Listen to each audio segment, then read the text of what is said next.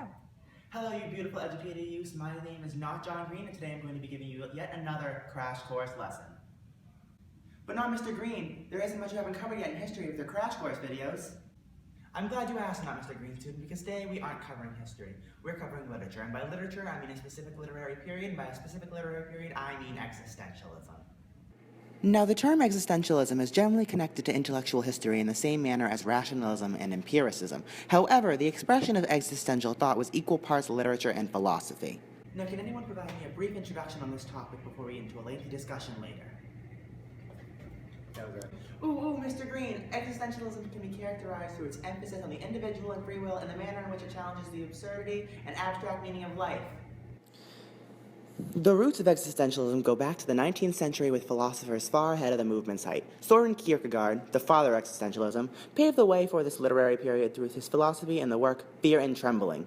This work in many ways presents the existential thesis of Kierkegaard, who uses the Christian demand on Abraham to sacrifice his son Isaac in order to illustrate the timeless sacrifice necessary for true religious faith, as well as illustrate the loneliness and doubt that are a part of life. Although other important contributions came to existentialism in the 1800s, like the existential nihilism of Friedrich Nietzsche and the work of Fyodor Dostoevsky, this movement did not really gain height until the 1940s and 1950s. The environment of Europe, especially in France, during and directly following World War II was incredibly facilitative of existential thought. The public became incredibly disillusioned with the incessant warfare and death of society, and found solace in such writers as Sartre and Heidegger, whose emphasis on the absurdity of life and existence appealed very heavily to the masses.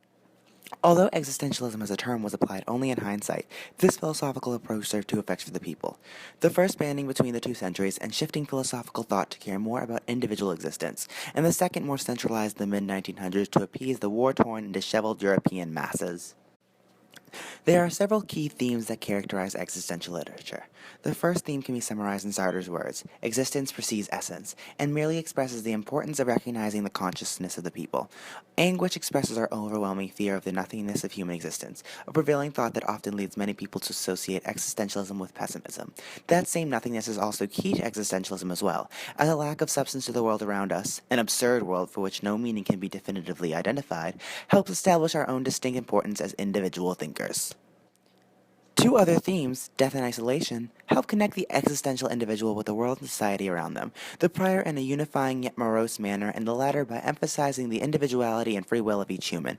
Overall, existentialism attempts to represent the freedom of human existence and illustrate that each person is entirely responsible for their own lives, along with any consequences that may result from the manner in which they live said lives. Although the thematic focus of existential literature can be easily defined, it is not so easy to narrow down the literary genres generally used by existentialists.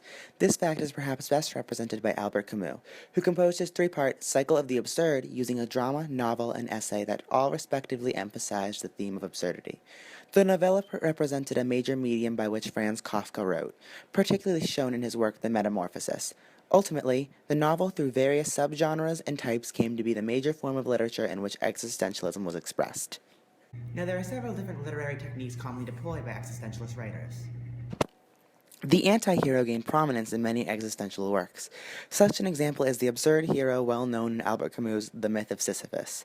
This character usually helps represent some of the fleeting imperfections in humans and serves to either represent or experience existential moments in the work. Another technique that many existential writers purposely deploy, and even forgo in their works, is the epiphany. While some writers connect epiphany to the concept of an existential crisis to help illustrate growth in characters, others may display a non-developing character that undergoes no such events in order to illustrate the absurdity of life. Segueing from absurdity, other more common literary techniques like hyperbole and understatement are often used by existential writers. To provide a brief list of examples of existential literature beyond the works aforementioned, there are also As I Lay Dying by William Faulkner, The Immoralists by Andrew Gide, Invisible Man by Ralph Ellison, The Trial by Franz Kafka, Nausea by Jean-Paul Sartre, and The Velveteen Rabbit, or How Toys Became Real by Marjorie Williams. Although existentialism serves as one of the more recent movements, it still has served to impact the literary canon. The themes of absurdity and meaninglessness still prevail in many modern works, such as through Chuck Palahniuk's Fight Club and works by such authors as Stanley Kubrick and David Lynch. Existentialism has also helped promote individuality in literature, as evident by the rise in feminist literature beginning with Simone de Beauvoir. Despite these influences, existentialism itself was not sustainable as, like the post-war culture of Europe following World War II, it died down around the 1960s and 1970s. However, we ultimately see in modern literature a blend of current movements such as postmodernism and the influence of former movements just like existentialism. That's all from us today. Thank you for watching Crash Course Existentialism.